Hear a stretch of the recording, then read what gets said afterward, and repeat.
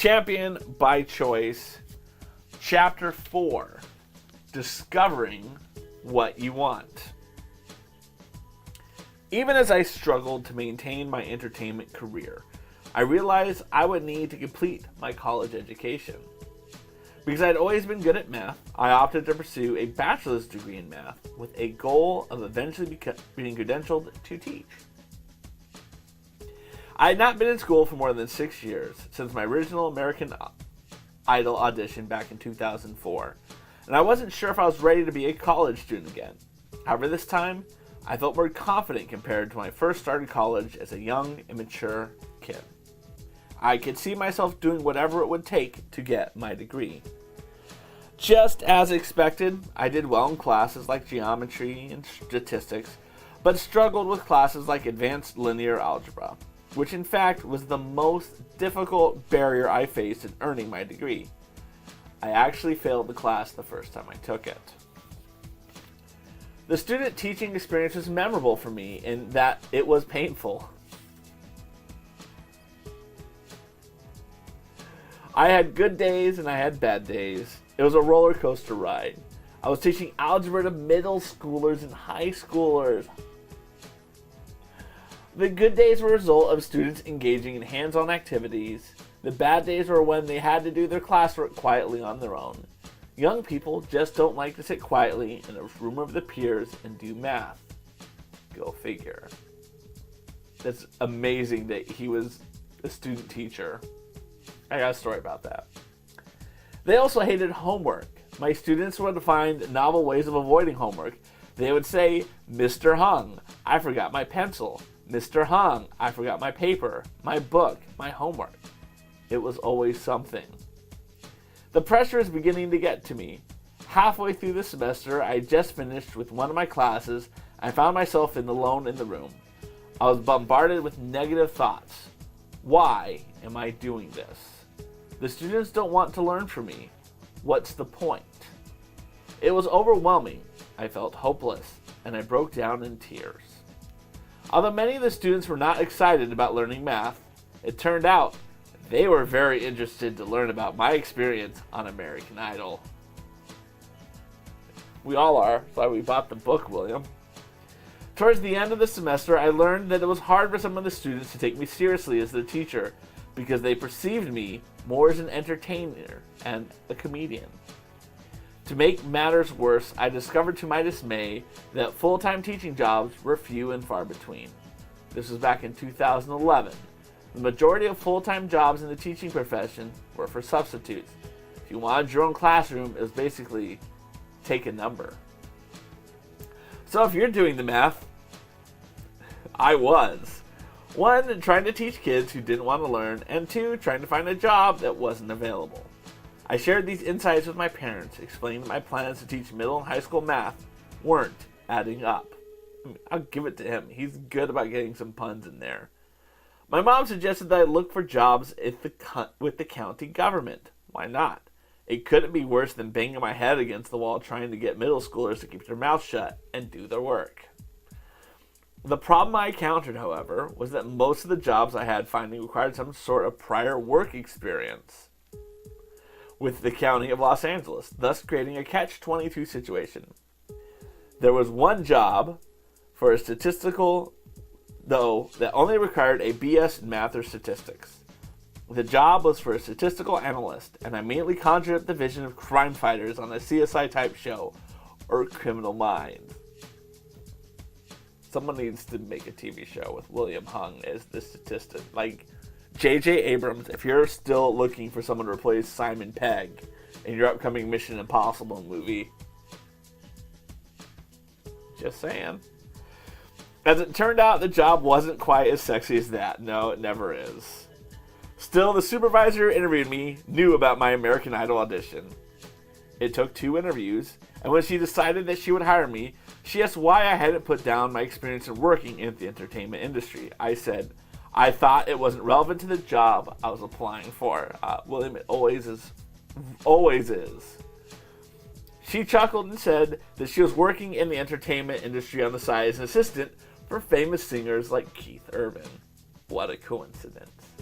Anyway, the actual work was just maintaining and analyzing data quality for crime data. What this meant was that my job was to review a ton of police reports. I know that might sound exciting, but it wasn't. On the contrary, I was not only extremely boring and depressing, I found myself up to my errors in the world of murders, rapes, and domestic abuse amongst countless other crimes.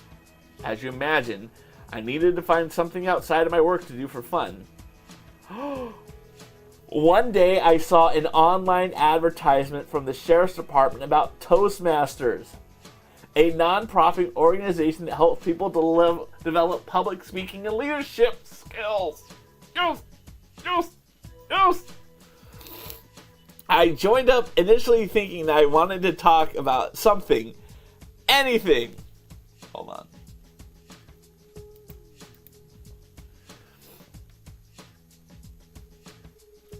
Outside of work, like hobbies, traveling, or, let's go back. I joined up initially thinking I wanted to talk about something, anything outside of work, like hobbies, traveling, or other fun stuff. I thought this was going to be a way to unwind and relax. But I quickly discovered it presented its own measure of seriousness. I was given the opportunity to speak to an entire group of crime analysts about how to start a presentation the proper way. Bingo. I began the introduction to my speech by saying, the first words coming out of your mouth can make or break your presentation. So much fun. It really was. I chose to open boldly because I felt I needed to get people's attention right away.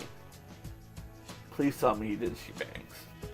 And what better way to grab their attention than to alert them to the fact that the very words out of their mouth would have the power over everything else that followed.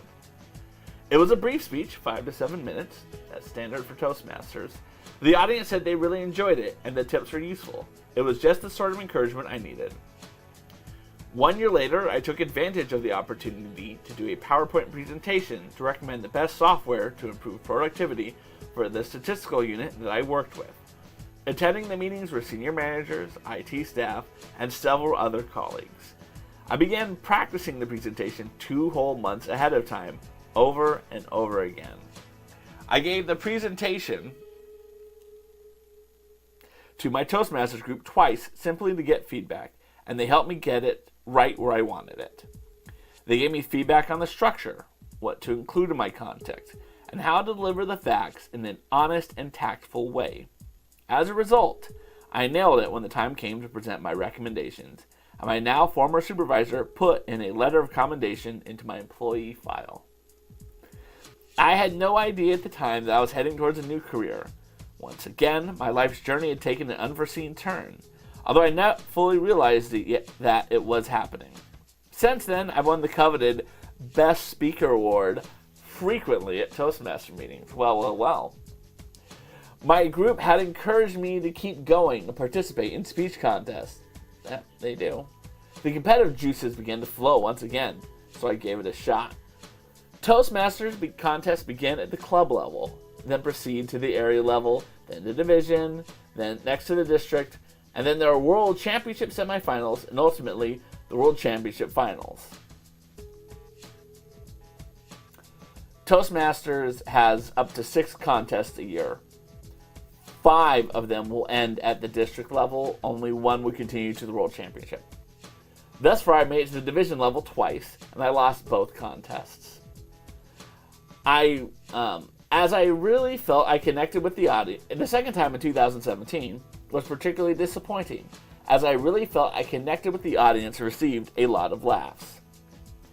Back in the day, my first album sold more than 200,000 copies worldwide and became Billboard's #1 independent album. In it, I recorded inspirational messages between tracks. The album, optimistic in tone, was aptly titled Inspiration. It's a fucking classic. It's where I feel my particular zone of genius is, and so my message remains one of inspiration today, only now the medium has changed. So William Hung, if you ever want to get to the district stage, give me a call. I go to the district stage regularly. I know what I'm talking about. That ends Chapter 4, Champion by Choice by William Hung. The next chapter is called Key 1. Communicate and speak the truth.